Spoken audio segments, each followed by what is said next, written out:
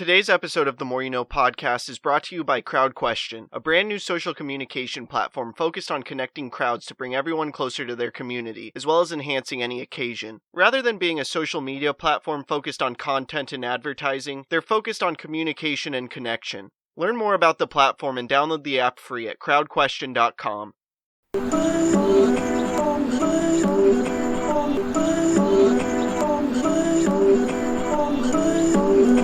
I'm just trying to make it all make sense. Today's More You Know podcast.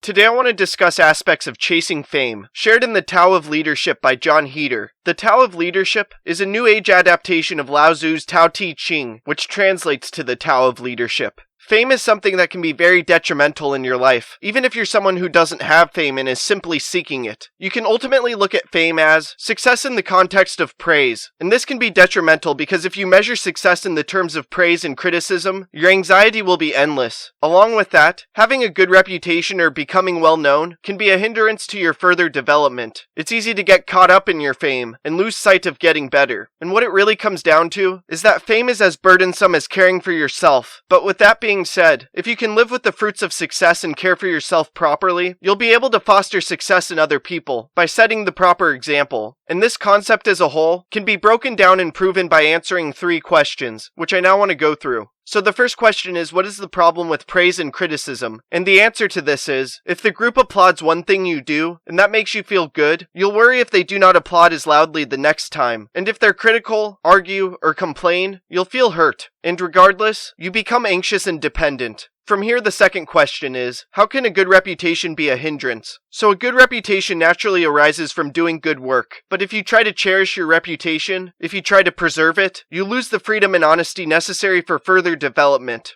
And finally, the third question is, how is fame like caring for yourself? In order to do good work, you must value yourself and allow others to value you also. But if you make too much of yourself, you'll become egocentric. And egocentricity injures both self and work.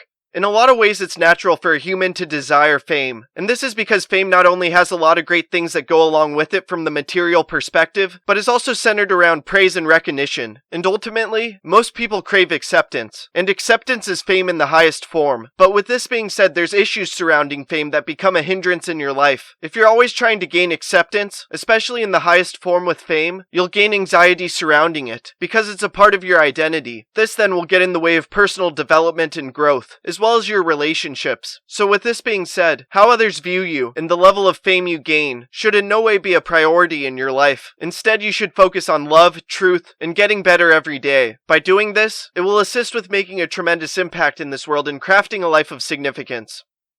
I hope this talk makes a positive impact in your life. Please subscribe to the podcast wherever you are listening or watching it. Check out other episodes. Leave a review. Follow the podcast on social media at More You Know Pod, and sign up for CrowdQuestion to ask me questions about the episode. Again, thank you for listening as we propel through podcasting with the More You Know. I'm